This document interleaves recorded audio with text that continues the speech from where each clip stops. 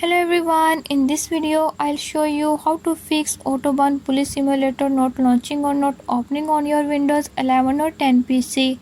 So to fix not launching or not opening issue, follow every step as I am showing in this video and don't forget to subscribe this channel. Hope so this will fix your problem.